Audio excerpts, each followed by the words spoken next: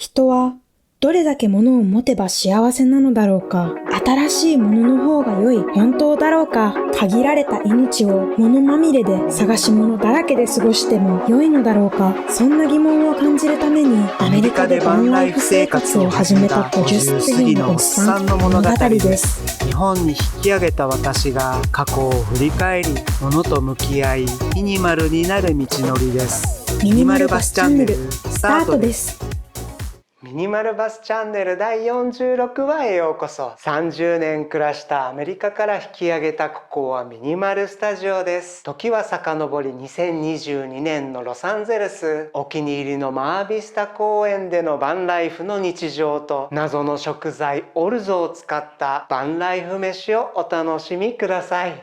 今日の公園はめっちゃ曇ってます。こんな感じでソーラーチャージをやってるんですけれども、どれくらい発電してるでしょうか。今は朝の10時前です。昨日は動画の編集で残が 65%、 基本 0W でたまに 21W って一瞬なったのが最高で、基本0です雲が薄くなったり厚くなったり繰り返してるんで、ちょっとはチャージできてるんじゃないかと。このペースやと 100% にするのは1週間。まあ人生いいことばかりではなく、曇りや雨や雪の日もあるという、そんな感じでなんか深いな。引き続き朝のコーヒーを沸かしていきます。先ほどから1時間半ぐらい経ちましたけれども、チャージちゃんとやっております。よかった。曇りやから今日はチャージ無理かなと思ってたら 65W とかが出てます。 4% チャージができてます。嬉しい。これから編集ですっごい電気使うんで、いつも 100% をキープしたいと思うんですけれども、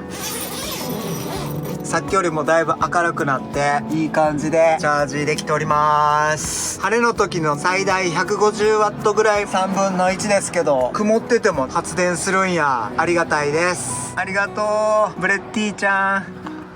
さあ曇りのロサンゼルスです。ソーラーパネルのチャージをずっとやってるんですけど、パソコンの編集で使う電力と今チャージしてるのが同じで、全くチャージはできてません。でもバッテリーの残量は減らないでチャージできています。午後になってきたので、太陽の位置があそこに太陽があるんで角度が違うんで、太陽が西の方角に行きまして、この位置だと発電効率が悪いので、一旦あちらに動かしたいと思います。パッと動かすって言ってもね、こんな感じでかなり広げちゃってるんで、いろいろ片付けないと動かせません。片付けていきたいと思います。本当はこのまま移動できたらすぐに作業に入れるんですけど、いやでもね、久しぶりに編集4時間ぐらいできたんで、エンジンの解体第1回目から編が終わりました。どんな感じの YouTube チャンネルにしようかまだ全然思いつきません。過去の山のような内装を全部やり替えた時の 3,4 年分の動画をどう現在とマッチングさせてね、1本20分ぐらいの動画を作っていく中で、どんどん現在進行形で面白いことが起こってて、とにかく編集をやってみて、それでどうつなぎ合わせるかパズルみたいな面白くなる動画にしたいと思うんで、電気を頑張ってチャージしに行きたいと思います。一回下ろして、たった 100m ぐらい動かしたいんやけど、危ない iPhone 潰すとこやったこの隙間にカメラいつも置いてます。動かしに行きたいと思います。すぐそこに行きたいのよ。右に90度曲がりたいのね。そしたら次太陽がいい感じで受けれるんでいい場所空いてるかな。もうこの曲がってすぐに止めたい。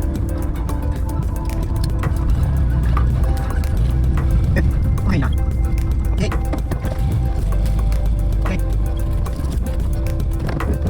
ソーラーパネルの設置を再びやっていきます。太陽ほんの少しだけ左にいるんで、これから2時間3時間すごいベスポジです。最大限曇りですけど発電効率を上げていきたいと思います。パネルが長いのでデカクリップ2つで天井に固定していきます。 OK。 さっき50ワットが精一杯だった曇り何ワット出るかな。59ワット。太陽がこういくからもう少し晴れたりとかしたら発電効率が上がるかもしれません。あ、ちょっとだけ青空が見えた。おお、すごいね君、どこでも行けるんだ。何してんの？何してんの？また来たん？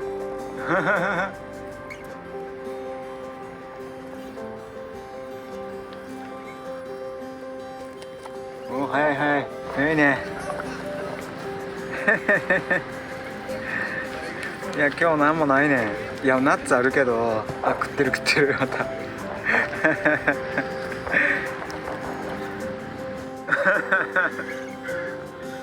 さあ今日は洗車に来ました。高圧水圧でカーペットを洗っちゃいました。まあ干しています。4年ぐらい前に新しくしたラグなんですけど、5年ぐらい使ってるこの絨毯どんどん汚れてきて新しくしてみようかなと。おお、汚い。このねボードも作っちゃいました。ニス塗りました。何でも手作りです。こちらが、新しい絨毯。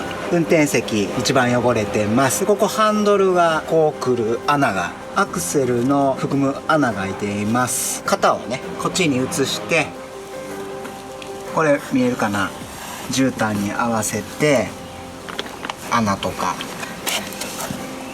型を作ってみました。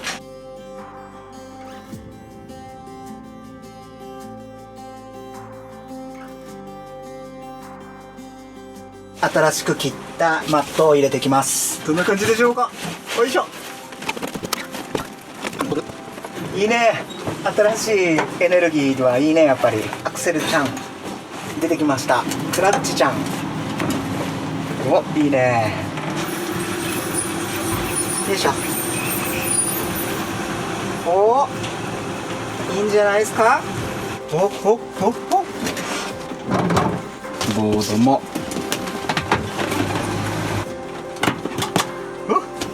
いい感じに完成です。めっちゃくちゃ汚くて洗剤で洗ってみました。乾くの2日か3日かかるんで、コツコツと毎日乾かしていきたいと思います。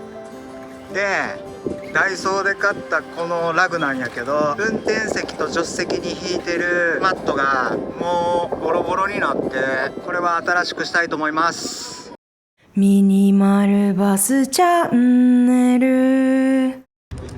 さあ再びテールランプリベンジということで、新しく買った子のコネクターが全然今ついてる子と違うんで、どうやっても取り付けられない問題っていうのがあって、電気部品って返品不可なのね。あかんやつ買っても返品できないっていう、20年前にこのワーゲンバスを買った時にすでについてたやつなんで、下手したら50歳これを外した時に中がもうめっちゃ気持ち悪い粉々になって、なんとか交換したいと思ってこの新しい子を買ったのね。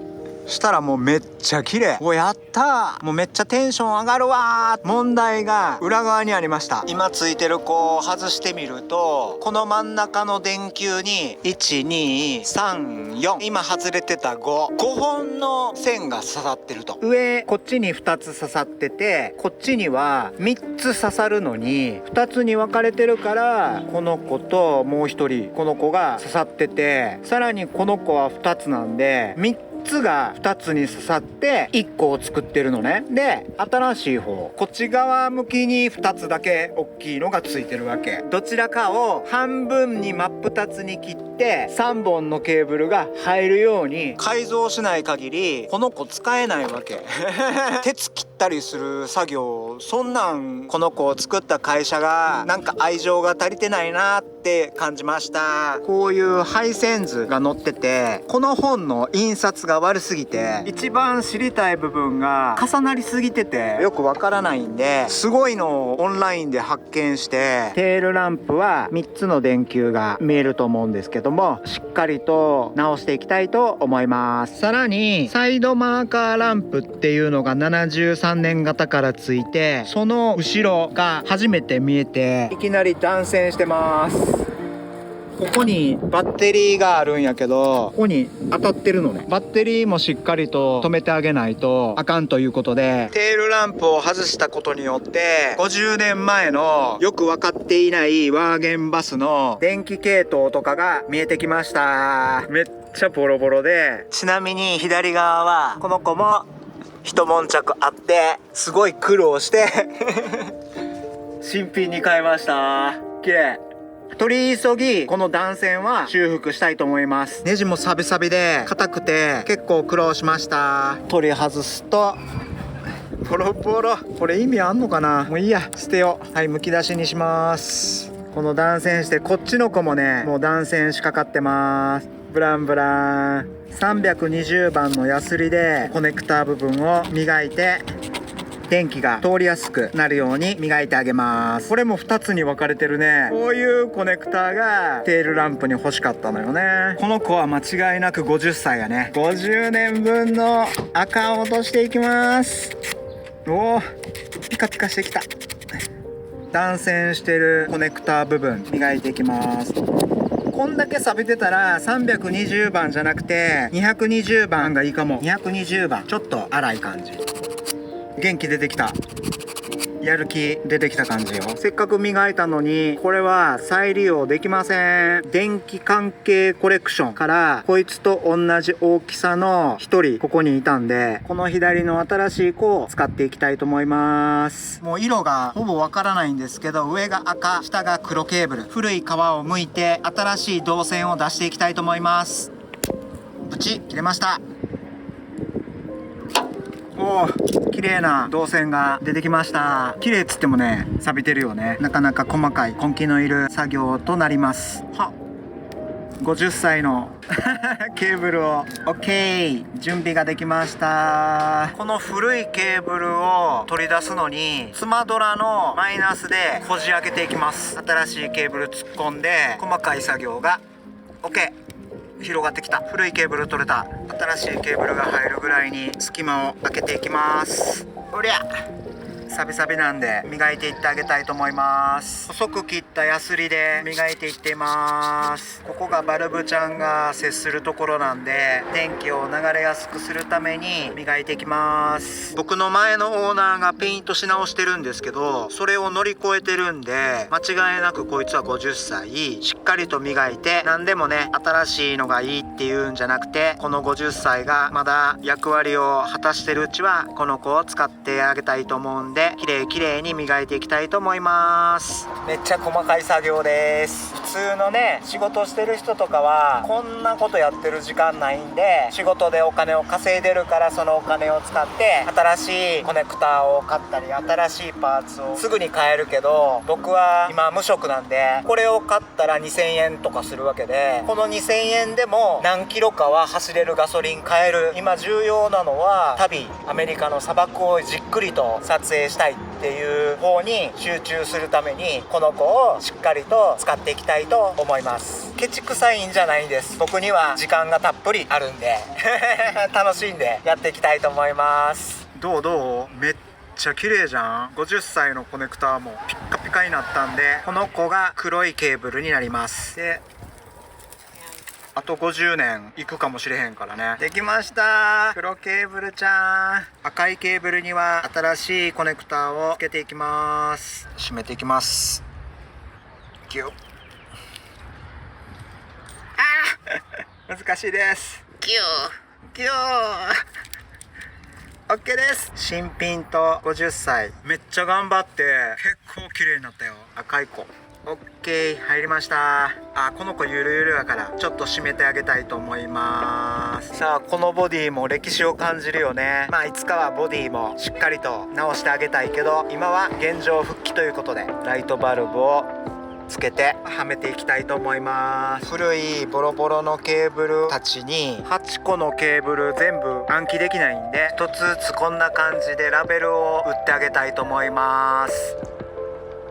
ということで夕方になってきたので、そろそろ作業を諦めたいと思います。諦めるっていうのはすごく残念なことがありまして、新品のこの子にランプをこっちから差し込んでギュッて押したらバキッてこれ取れました。そもそものこのプロジェクトの発端は、この50歳のプラスチックがボロボロやからこれを買ったわけです。あまりにも作りが悪くて折れたところ、ここにクリップがあったの。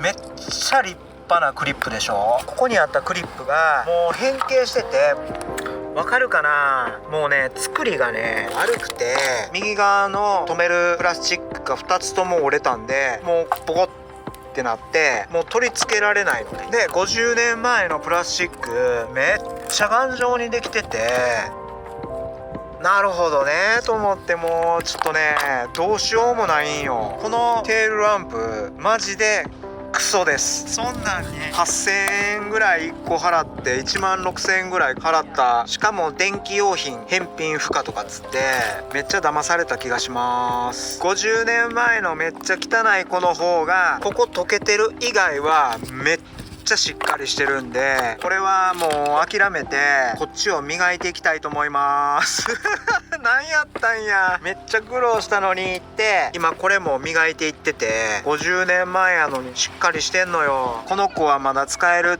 っていうことを見余った。僕はまだ仕事できるよっていう声が聞けなくて、ただ見かけが汚いっていうことだけでこんなクソのパーツをつかまされたという僕の責任です。ワーゲンや古い車のパーツ買う人めっちゃ気をつけた方がいいですってね。気をつけようがないのね。まさかこんなプラスチックがこんな作り悪いとかってディテールまでわからんでしょ。ちょっとこのプラスチック部分削り出してなんとかこの子再生したいと思います。っていうかそれしか方法ないの。新しいくせにこいつ使えないんでまあでもねちょっと勉強になったということで、とりあえずこいつをもう一回戻さないとこれから夜走れないんで、頑張って作業していきたいと思います。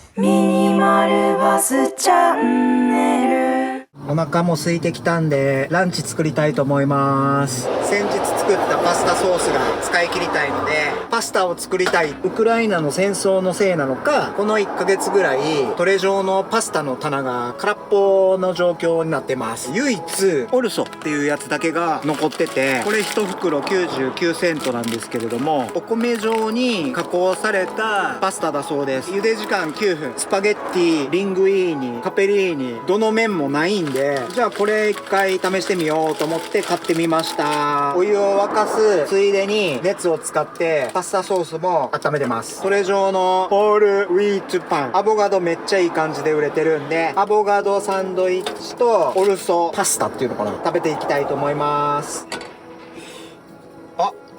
中は冷たいんやけどちょっとはあったかくなってるわ。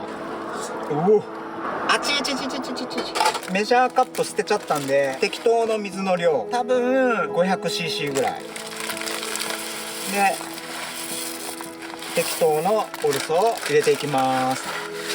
こんな物体です。危機的状況なのかわかんないけど、こういうきっかけがなかったらこんな食べ物があるってことすら知らんかったし、どんなもんなんやろう。想像としてはこの茹で汁がちょうど全部吸い込む感じの4クォートの水に対して1袋全部、そんないっぱい食えへんし、基本目分量でいってみたいと思います。茹で汁のお水も貴重なんで、この水がだいたい吸い込むぐらいでパスタソース投入してみて、スープパスタよりちょっととろみがあるっていうのが今日のゴールです。一旦蓋をしてみたいと思います。アボカドを切っていきたいと思います。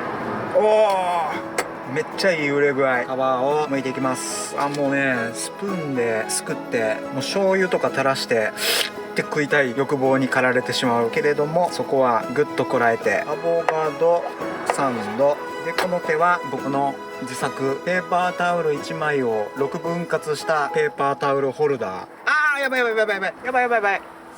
拭いてる拭いてる。一回火止めた。えらいこっちゃ。この3ヶ月間で初めて吹きこぼしてしまいました。うわ。9分やから今パスタソース入れたらあかんよな。すいません。吹きこぼれで動揺してます。ちょうどいい感じの吸い込み具合で仕上がるんちゃう？でっかくなってきた。スプーンやっちまった。スプーンこれが乾いてる状況。2倍以上になってると思います。面白いなこれ。こんなに膨らむとは思ってなかった。芯のある硬いやつになったら嫌やけど、それはそれで美味しくいただきたいと思います。アボカドサンドを準備していきます。9分間ずっとグツグツ言わし続けるのももったいない。今はもう火止めました。一旦自作6分割キッチンペーパーを使って手を拭いていきます。こいつが乾いたら鍋を拭いたりするのにも使うので、徹底的にこの1枚を大切に使って、6分割してるんでいっぱいあるんでバンバン使っていきます。アボカドの売れるタイミング難しいよね。いきなり売れるからいいんちゃう？お、さらにでかなってる。成長してます面白いなこれ。白米も炊き上がり大きくなってるけど、伸び率がお米よりも倍ぐらい大きい気がします。じっくりといろんな食材を煮込んだ自作パスタソースを混ぜ込んでいきます。今日全部使い切りたいんやけど、アボカドサンドにもちょっと入れてみようかな。こんぐらいにしようか。 OK。 もうこれで完成で、あとは余熱でちょうどいい具合の温度になると思うんで、このまま蓋をします。このホットサンドメーカーに火を入れていきますね。ちょっと待って、今何が起こったかっていうと、ここ自体は水平合わしたのね。このホットサンドメーカーのバランスが悪いのよ。ポンって置くとこう斜めに傾いちゃうし、さらに具材の量によってバランスが変わってくるんで、注意深く使った方が安全です。説明書にホタルビって書いてあったんで、ホタルビがめっちゃコールマン難しいです。慣れてきたんでホタルビ作れるようになりました。今日は今こっち火止めてるから同時調理じゃない。でもね、結構難しいんよ。2口コンロ同時に使う必要がないんよね。こっち鍋今熱い状況で今ここに待ってる、こっちも今火使ってるっていう、すごい便利。シングルバーナーだとこういうことできないでしょ。一つ終わったら鍋敷を敷いたところに移してっていうのはめんどくさいやん。そのまんま調理できるから、もうこいつばっかり使ってます。まずパンを敷いて、アボカドちゃんをどっちみちギュッと押しつぶされるんでね、うまそうよこれ。おっきな口の僕美味しいよ。この口に残りのパスタソースを入れていってみよう。何枚作れんのやろ。もう1枚いけるな。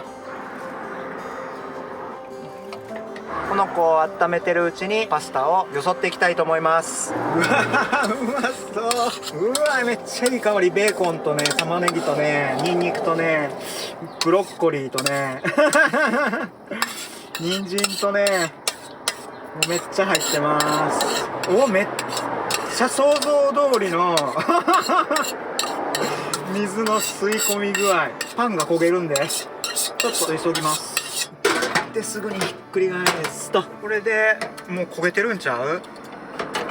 いい感じの焦げ具合っすよ。やばいやばい。こっちもいいっすね。一旦火消します。ちょっと作業スペースがないので、この子をポンと美味しそう。引き続き作っていきます。今度はちょっといかつい怒ってる顔になるんちゃう？俺も美味しいで、間違いなく俺も美味しいぜという声が聞こえてきます。おー美味しい、おー満たされていくということでね、微妙に残るねこれ。うりゃ、これめっちゃうまそうよ。というわけで本日のランチ、もう重っこれはちょっと食い切られへんね。オルソパスタ&アボカドパスタソースサンドなんかね結構毎日ね夢中に生きてるんでね、すっごいバンライフ楽しいです。小さなことがもうありがたくってね、いろんなものに感謝してご飯をいただきたいと思います。いただきます。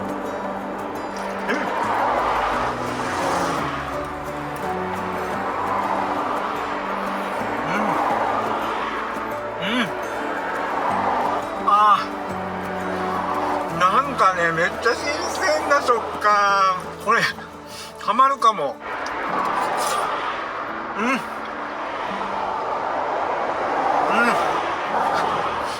プニプニしててなんかね食感がグミみたいなのね。プニプニがいっぱい口の中でプニプニって言ってそこにパスタソースもグッてくるんでつるっと飲み込めるんで、これはハマります。茹で始めの4倍ぐらいになってるかな。いやーうまいわこれ